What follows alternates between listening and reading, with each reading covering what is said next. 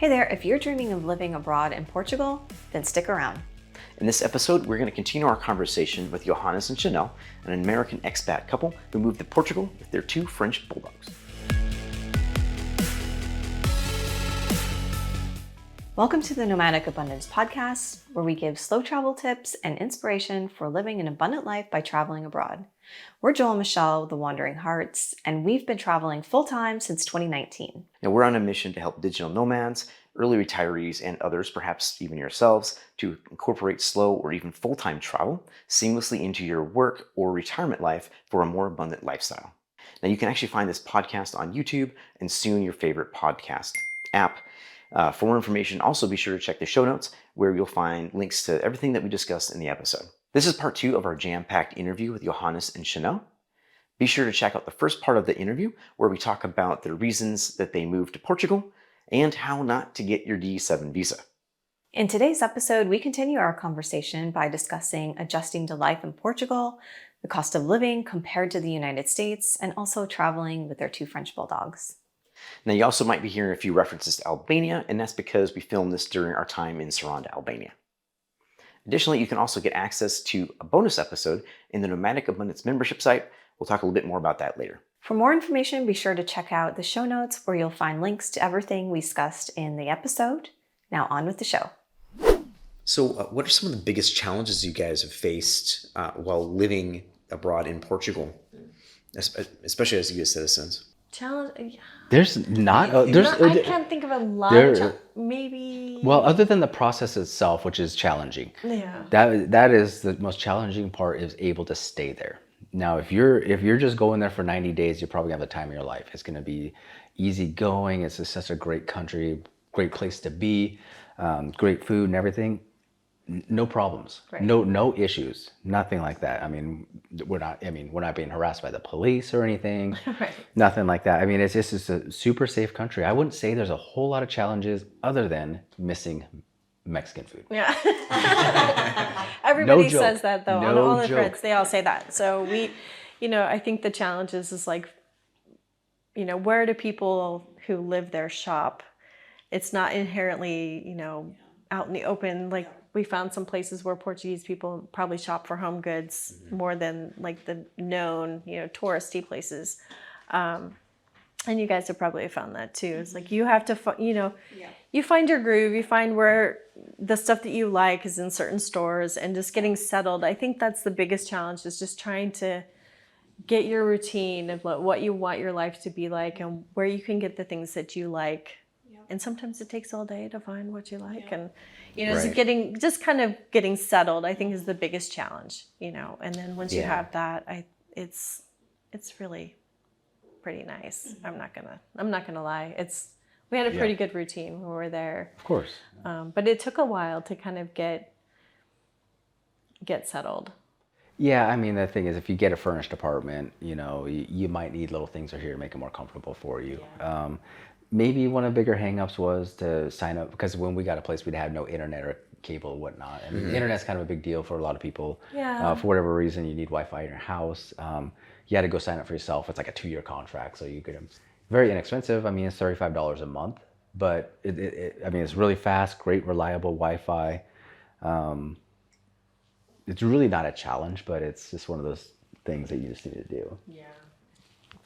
Just getting things set up for yourself. Where do you pay your bills? Where do you pay your water bill? How do you pay that? That was another hang up. Learning Learning how to navigate what everybody else who lives there navigates. I mean, it's not really how it happens for us in the States. You can go online all the time in the States and pay for everything. Right, but you can't find a lot of this information that we're talking about, like where do you pay your water bill and electric bill, because that's not included in our rent. Right. So we had to go figure this out. Like, yeah. So when you get a bill, so it's kind of interesting. You get a bill and they have multi-banco codes. That's what they call it, multi-banco. So if you go to ATM and it's a multi-banco ATM, you can actually pay your electric and utility bills right there. You just throw your card in, you put in the numbers that's on your bill. You paid the taxes on your parcel there for CTT? Yeah. So that's another thing. When I had to pay my postal? taxes for my mother's gift, I had to go to a bank, and then when they get that information through their multi-banco, then it goes to the right they release avenue, it. then they Yeah. release it. Because they wouldn't release Okay. it for like 3 weeks. I couldn't figure it out. I'm like, what do We I couldn't do? figure out how to pay. It was like, because we went to CTT and they were like, no, you have to go pay online. Yeah. And we're like, how online? And, you know, without speaking the language too, because I mean, people do speak English, but you know, technical things like that, it's difficult to kind of, Right. And ironically, you could buy like stocks and bonds on multi-bank. You could do all kinds of crazy, like as soon as we're great. going through all the menus and stuff you could buy, it's like, that's pretty wild. It's kind of awesome, actually. it's pretty cool. So, I mean, Yeah. you could pay your bills through an ATM. You could, I don't know what else you could do through that, but I mean, there's a lot Whatever of things you need could to do. handle, Pretty you much. just go to one spot. Probably buy Bitcoin through it, something, I don't know. No, but, I mean, that's one of the challenges, just getting around, learning how people drive in the certain country that you're in, I think is always a challenge. They're great in Portugal. They're horrible here in Albania. These guys, they drive like complete assholes. I don't know. I could just say that straight out there, man.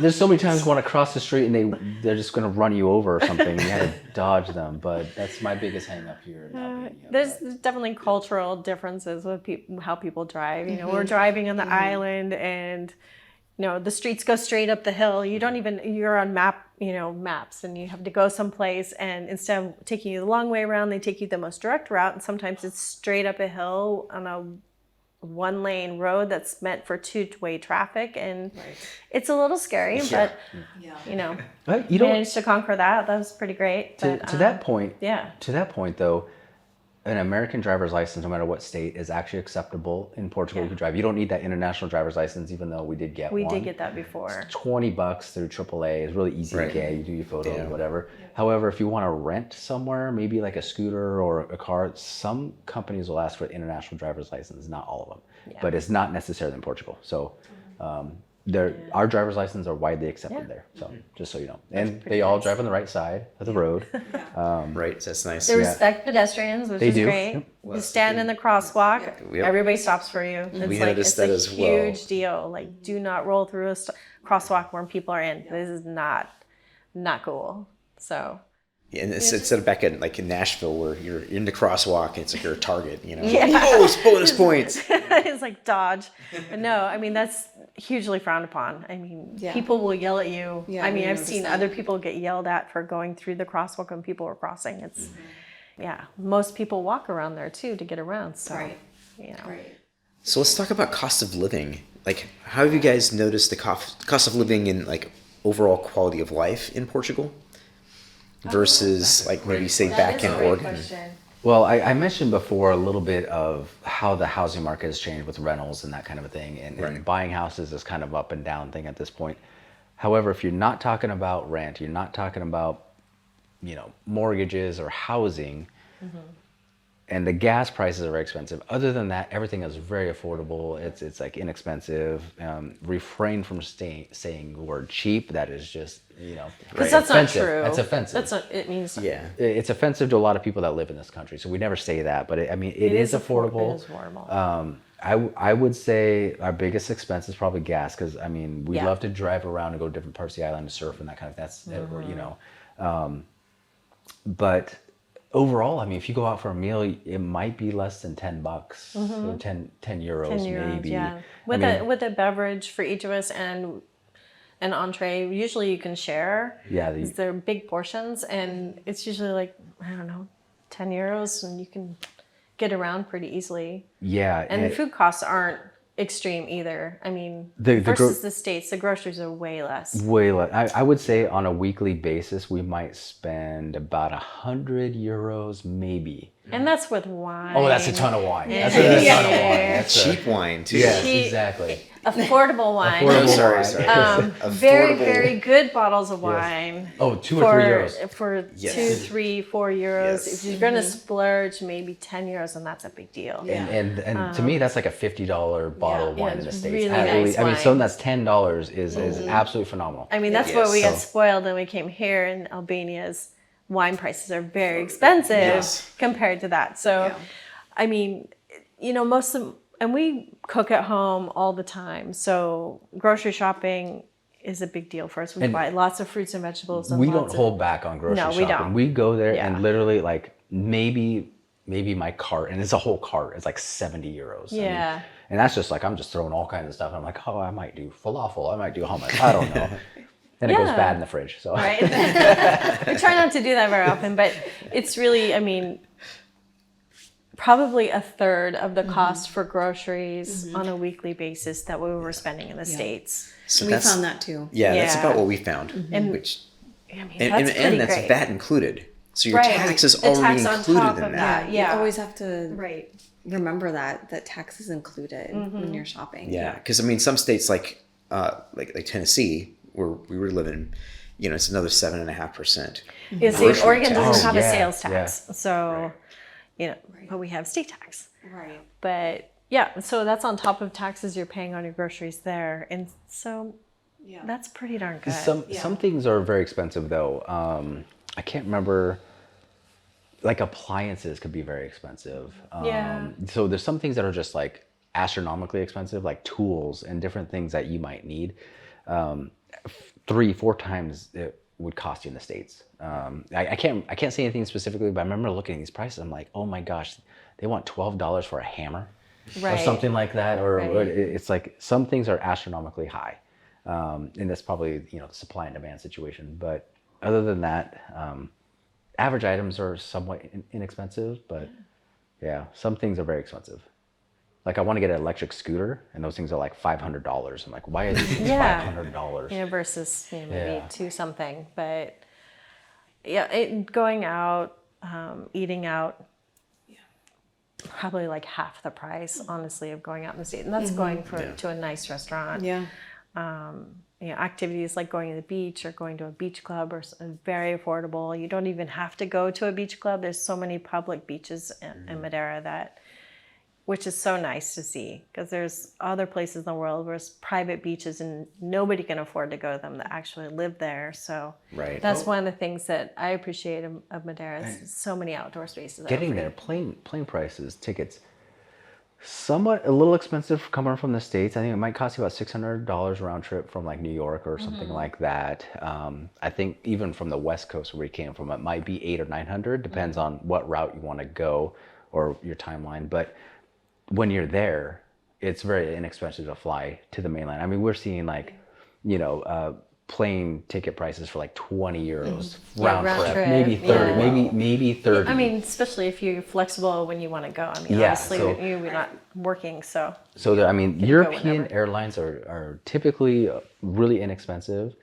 They're going to be delayed an hour most of the time. But however, they have been very nice. I mean, most of us have been very nice. So I would say getting there is not going to be bad. Getting home is not going to be bad. Right. If you want to even fly around, I mean, it's even around Portugal, it's very inexpensive. And just on the island too, if you wanted to take a bus or even the taxis aren't that bad. I mean, there's a pretty cool app. It's called Taxin, and it's like an Uber, but it's for just taxis on the island. Okay. Really inexpensive, works like a charm, and They'll pick you up at your location. So just like Uber. yeah, just like Uber, but and it's for then- taxis. For taxis, and then we took the bus a lot. Just to kind of figure out the bus system. Super cheap. They go all over the island. So, yeah, That's good. really great way to get around. I mean, you can buy a bus pass, and so you're not, if you don't have a car and you don't want to drive there, it's very accessible for the bus systems for sure. Okay. Well, that's good to Yeah. know. Yeah, it was definitely an interesting ride on the bus up the cliff sides. Oh, right, because it's Because so the buses so are hilly huge, and the yeah. the streets aren't necessarily really wide, so they come around corners, and it's just a drop off. And so I would suggest anybody who goes there definitely take the bus one time, just to experience the whole They're professionals, professional real professionals. bus It's drivers. I amazing. mean, I'm in awe of the people that they have drive the buses. It's incredible. Yeah. Probably the scariest job on the island, I'm sure. I would think so. The most impressive job. Yeah. No doubt. Besides the cable car operators. Oh, yeah. So, They don't go down them, though. no, they don't. The operators don't go down them. No, I know. They throw us in there. That's right. It's an adventure. And before we continue our interview with Johannes and Chanel, we want to take a quick moment and ask you to share this episode with anyone that you might know who's curious about living a more abundant life by traveling or even moving abroad. Yeah, you can also help support this podcast by subscribing or following along to wherever you may be listening or watching. And of course, for our super fans out there, if you're getting some value out of this, you can also buy us a glass of wine, and you can check the show notes for other easy ways to show your support. Now back with our interview with Johannes and Chanel. So what can you guys tell us about your experience traveling internationally with not one, but two cute little doggies here? We can Oh my gosh. You can see them on the couch if you're watching Toddlers. watching this on YouTube. There they are. This is Linus. Close up. And they saw Crosby earlier. Crosby. Yeah. And Crosby. Yeah. It's like, what? You said my name. I wouldn't recommend traveling with dogs. Had we not had these guys before and then made the decision to travel overseas, I wouldn't recommend it. It's very difficult. It's very expensive. You're at the mercy of the airlines, whether they accept you or not. Even if they do say they do accept your animal, sometimes you can get denied. Let's talk about the process, how we had to even The process of how to get them on. So from flying from, New York over, the USDA, you have to get a certificate from them. You go to your vet, they submit it to the USDA, then the USDA sends it to you. It has to be within 48 hours of your flight. So we actually had to have the paperwork sent to New York because we spent a week in New York. Okay. A few Out days there. so we had to make sure we had the paperwork in time before we flew. Yeah, so we went to our local vet in Oregon. Local vet. And they knew the process. They actually Yeah. were very good about it. They're like, okay, that's great. you're going to do this. So They they did all knew the the paperwork. process. So if you have a great vet, they're going to know the process. And then we're like, hey, here's our timeline. Like, okay, we can do this. And it was a toss-up whether we were going to get it and on so, time. and that's that was the very thing, is stressful. because the vet has to mail that paperwork to the USDA. The USDA has to sign off on that because you won't be able to enter a country without that paperwork from the USDA. Right, yeah. So we're sitting in New York. We're like, I hope they mail this Yes. stuff. And they did. Yeah, we got it the Yeah. day. So we actually stayed at a place that had a mail service or a doorman or whatever. And we told them ahead of time we were expecting mail, and we checked in, it was 2 days maybe. Yeah. They finally got it. So, and that was just before our flight, like 2 days before we flew. And so it was just in time. So that stress alone was like, Man. it was expensive to get. Just so you know, there's a difference between what airlines require and what they'll accept and what a country will accept when you walk in. So that's the difference between these guys. Is we had both. So we laid out everything for our airlines, and we laid out everything and For the country. for the country. Right. So that being said, these guys can't fly in cargo. Right. And airlines will not accept them in the hold because of their breed. So there's no way, if they're not accepted in the cabin, we're not flying with them. Okay. So that's been a challenge for people. These guys fit in their carriers under the seat. We actually took a test flight up to Alaska on Alaska Airlines with these guys to see how they would do to fly before we even tried. That's a good idea. Yeah. And to credit Alaska, they don't have a weight requirement necessarily. Where these guys mostly overweight for most airlines, just because their breed, they're just so dense. Right. Yeah. So they're over 8 kilograms. So, and that is the weight that almost every airline has stated, except for Alaska Airlines, a couple other American airlines, airline companies. So internationally, that's been a challenge. They do fit in their carriers quite comfortably and under the seat, so we knew they could do it. And we flew, what airline? We flew TAP, or TAP, they call it TAP, to The Portuguese airline. the Portuguese airline, to Madeira. And it was a straight shot from New York. And the vet checked him out when we landed. And we were ready. Yeah, let's talk about the cost, though, how much it cost to get that paperwork. So the first time? Yeah, the first time. The first time it was like $400 to get from our vet fee to get them certified through our vet. And then the vet sent the paperwork to USDA. Okay. So that was about $400, about $200 and some per dog. Yeah, and they have to be microchipped in your name. Okay. So they And they- have to have a microchip. Right. So they have to have that, and it has a certain microchip. They have to be scanned. All the rabies, all that. All your shots and everything ahead of time. So we had that all cleared, and then we got to Madeira, and the vet came out, checked him out. We sat there, waited, and we were able to enter Now the here's country. here's a hang up that we had initially though, is that when we got to Portugal, our airline TAP was supposed to notify the airport that we hey, were we coming. have dogs that we have coming. So, and they didn't. So we got there, and the security guys pulled us aside in this other room because they saw we had dogs there, and they had to call the vet, and the vet responded from their home because it was after hours. I can't remember what time it was exactly. man. So the vet had to come out afterwards. She was not very happy. She says, "This is a form that you're supposed to mail to us. So you might get a form." Fax. So fax to them. They don't Yeah. still just take fax. Yeah. So you So- can't email it to them or anything. You have to Right. fax it to them. So the thing is that there's one form specifically that the vet signs that's saying, hey, these dogs are going to be transported to your country, and notify and all airports have a veterinarian, so they're going to get that. So but you have to literally fax it yourself because most airlines won't do that. Even though they have that information, they won't do it. And they told us they would do that when we booked our flight. Yeah. So anyway, they didn't, and that's what happened. Okay.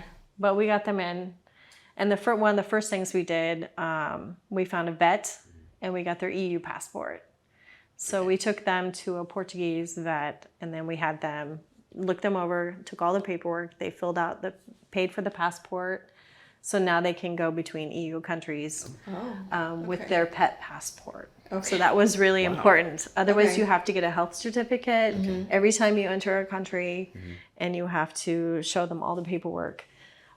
Well, okay, interesting. To throw back, when we took the dogs back to San Francisco when we applied in person, because obviously we weren't going to stay in Portugal and leave these guys for 3 After all months of there. this. Yeah. We went back to San Francisco, and we again had to contact a vet locally in San Francisco, which was an hour Uber drive to go find one that would actually do it. I actually went online trying to make an appointment 4 days ahead of time to find a vet to get our husbands, and people were denying us. Like, Well, we have too can't. much. We have too many people. Yeah, we can't too many take you. people. We don't do that. Like no suggestion. And then finally, one suggested, and we contacted them. They was were an like- hour away. It was like way up in Marin County. Yeah. So it was like $100 Uber ride all the way up there, Yeah. or something like that. And so, but they checked him over, and they knew what we were doing. They knew exactly where we're exactly what to going. do. You know, we're going to Albania. We're waiting for our D7 application. They said, okay, when we got all this stuff, and they had to still mail off that to USDA in order to get that.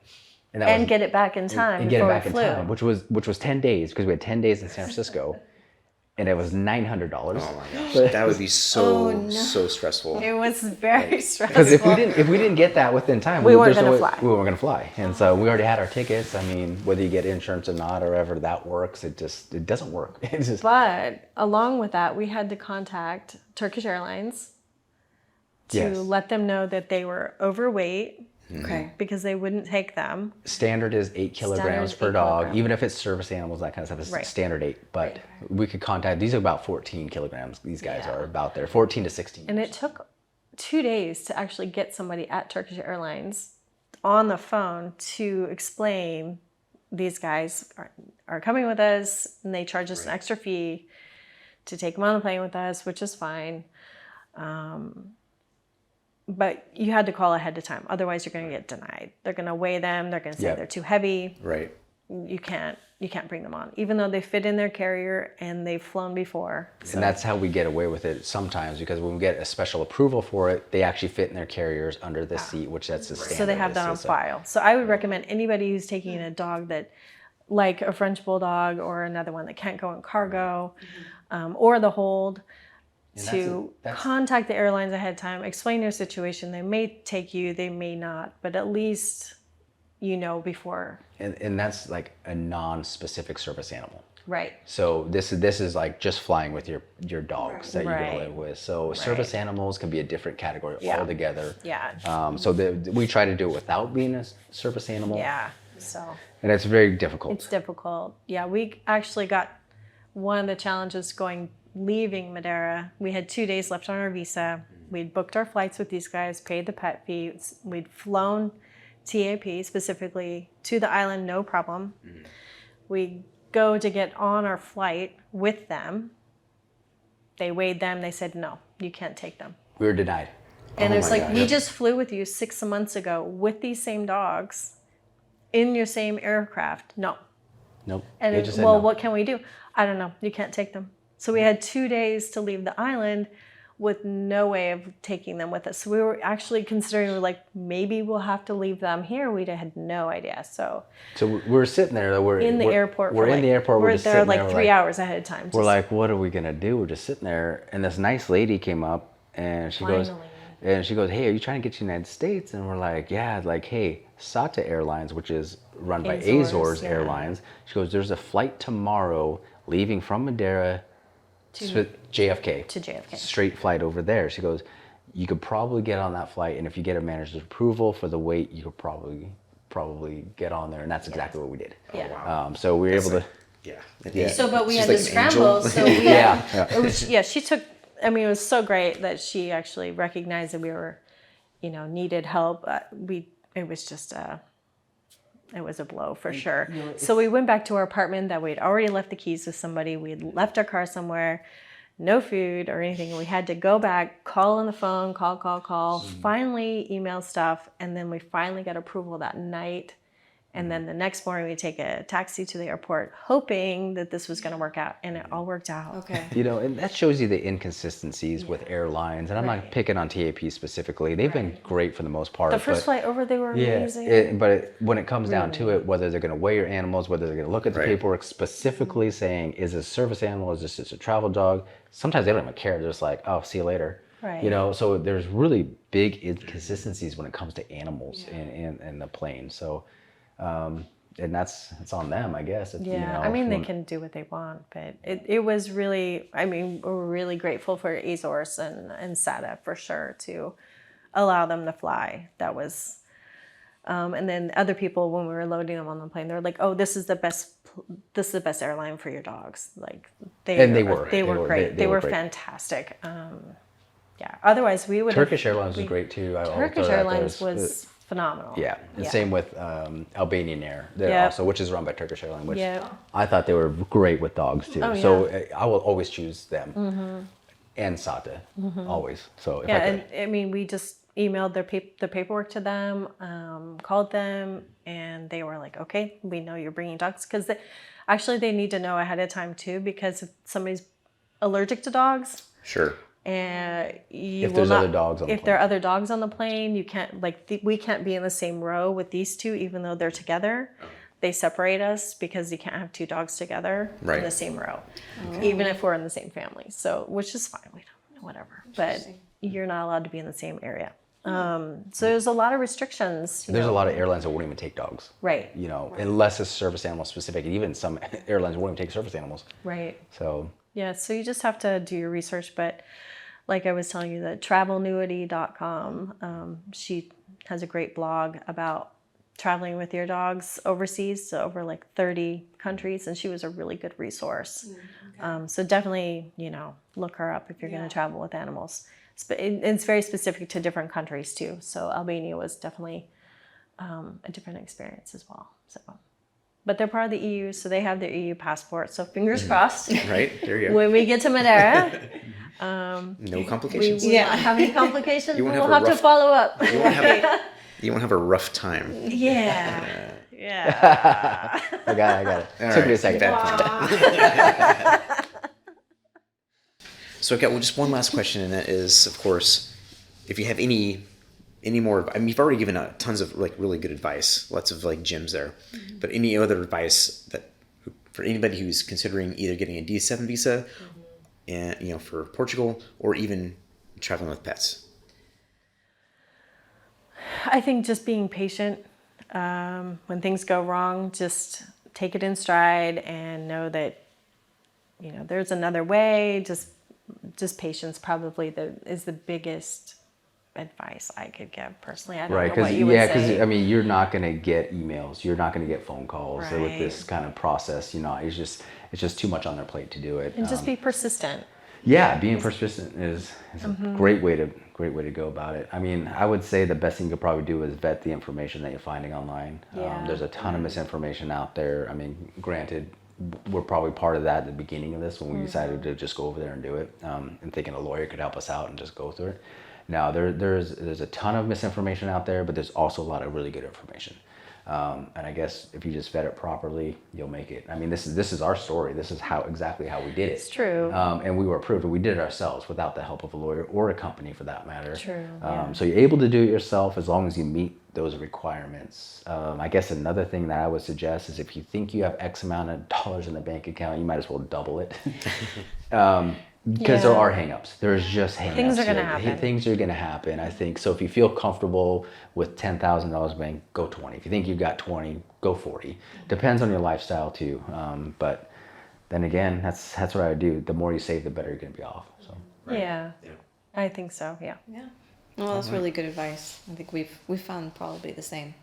Just be patient and Be patient and Patient, try flexible. not to force something that's not going to happen, Yes. right? Try not to control everything. Yeah. for sure. Yeah, because we've had multiple hang-ups in the last 3 years, I would say, with travel and Oh, especially early on, especially with all the COVID stuff and the Right. pandemic things, Right. like dealing with and restrictions and all of a things. sudden it's closed down, and Yeah. and you have to change everything like Yeah. 2 days before you're supposed to be there. Yeah, so then you have to cancel your hotel or whatever you're Right. saying. You have Yeah. to change your tickets. I mean, you sometimes really that- have to be smart on how to navigate those things and like go with the flow, because if you panic and you don't know how to reach out or ask questions or just be patient, then I think you'll have a hard time traveling overseas. And I think it's good to have like you were saying, like being persistent and having like I guess it's agency, is that the right word? But having that, being able to like ask, like don't just like, oh, one person says this, but go double check, vet it, like you said, vet the information, Yeah. and then going out there and knowing that I know this is what I need, and I'm gonna find it. You ask enough people, someone's gonna eventually be able to help you. Right. That's what we found. Especially if there's a language barrier or whatever, it's like Yeah, some people give up. we've had help from people just our daily lives living there as well. Just obtaining things like our car and our apartments, and Yeah, I mean, just ask help, accept help from people Being that are willing friendly. to be out there. being friendly, making friends out there. Yeah. Especially if they're Portuguese, they live on the island, they know the ins and outs, and they've helped us out a ton. We couldn't have done half the things we've done, honestly. If it wasn't for Helena and Right, Mario both, and and honestly, I mean, we could have just said no, we don't need any help, we can do it ourselves. But if somebody Which is very goes back American. to it really is though. It's like, because you think you know better, and it's like, well, I don't want to get to know this person because it's like awkward, or I don't speak the language, or. Right. But I think it circles back to, if somebody is offering you help or wants to invite you for a glass of wine or a cup of coffee, go do it, because you don't know what kind of information you're going to get from those people and what kind of help you might need. And if they're willing to talk to you and have a cup of coffee and show you around, then do it, because it definitely helped us a lot. I mean, and then we got to experience really phenomenal New Year's Eve with our friend, and we were invited back for dinner and made a really wonderful friends. So had we not taken the leap to just be, open to that, we'd missed out on a lot. Being open to, that's, I think, the reason we travel, right, is to have these experiences. But part of that is, like I said, being open to it. If you don't open yourself up and allow for these things to happen, then they're never going to happen. It's kind of like, what's that whole, like, The Secret thing or whatever, if you throw something out there into the world, Right. But if you don't, like, let people know, like, hey, or accept what's coming in, then you're gonna, of course, stay in a bubble, and then your experience is completely different. Yeah, and not everybody's out to get you. I think a lot of people, when they travel and they think, oh, people are unfriendly to me, or they're going to take advantage of me. Not everybody's out to take advantage of you. Right. There are lots of really great people that we've come across. although it's happened, It has happened. It has happened, but not everybody. But, Maybe a few taxi drivers, but Yeah, but usually then it's usually not that much. but It's like, I'm paying like an extra couple dollars. You're the tourist, so sometimes we go places and you get charged. That's one thing we haven't mentioned. That is there's a tourist one price, thing. and then there's a Madeiran price. Right. And a lot of times we will get a tourist price. But you go back a couple of times, or you don't go back because you're getting overcharged. But you find your local spots, and Yes, but finding prices on the menu is a big deal, so you know what you're gonna pay. Always find a menu. if you don't see prices on a menu, or they don't have a menu, sometimes that price is gonna be a little bit higher than a Madeiran or local. A little bit of a shock. Sometimes. Yeah. That's true. It doesn't break you. It's not. They're not going to break you. But it's just kind of one of those things. Like, I know what you're doing. But we lived there for 4 months, and then we go to have a meal, and you're getting double charged. It's kind of like, darn it. You just pay it and you just move on. It's, don't cause. There's no point in causing a scene or anything. It's like, whatever. That's just the price of being somebody in a different country sometimes. Yeah. You just go with it. Yeah, and then you learn from it. You just learn. You just move on. Yeah. So what's then next then for you guys? So you got we got approved for our D7. Your visa. Mm-hmm. Yeah. So we need to get our passports with our visa, and we're flying back and getting settled back in our apartment, and hopefully getting our golf club shipped over at some point, and our surfboards. And eventually, we'd like to buy there. Eventually, we're looking, as soon as my house is up for sale again. So as soon as that sells, we'll find a property to purchase there and have a home. So that's next on the agenda. Yeah. That's This It'd is be kind of nice. have a life there. Like, there's a lot of property that's like income-based property. Like, you have one side, one side is, 3 or 4 bedroom, the other is 2 bedroom that you could rent out. So there's a lot of places like that, which would be beneficial. Yeah, we'd like to get an investment property, ideally, Mm-hmm. and be able to live in one side and rent the other, and just have a little income on the side. But that's the goal. Great. Well, that's we'll the come goal. visit you. Yeah, Absolutely. You should. You must. You should. You must, especially if we have our new house. Absolutely. That'd be fantastic. Yeah. Put it on your list. I will. Well, definitely. We absolutely loved our time in Portugal and Madeira. Is that Madeira. Madeira. Yeah. Yes. I Madeira. got used to saying that. Madeira is absolutely on our list. Yeah. So. Awesome. Yep, it is. Yeah, come visit. Well, guys, thank you so much for coming and sharing your story with us and for everybody. Yeah. So hopefully everyone else won't have to deal with some of the thanks for same letting us tell our mistakes. story too. We've been dying to tell it. We're just hapless adventurers, I guess. Yes. That'd be a good name for a podcast. Well, thank you guys so much, and we wish you the best. Thank you. Appreciate it. Yeah. All right. Thank you so much for spending time with us today, and we want to give a huge shout out and thank you to Johannes and Chanel for sharing their story. To find out how you can hear a bonus episode where Johannes takes you step by step through the process of getting your D7 visa the correct way, you can check out nomadicabundance.com. You can sign up to be notified when the project goes live and learn how to access a growing collection of guides, ebooks, and resources for digital nomads, slow travelers, or retirees looking to live a more abundant life by slow travel or traveling abroad. And finally, you can also support the project by sharing this episode or even buying us a glass of wine. Until next time, happy wandering. Happy wandering.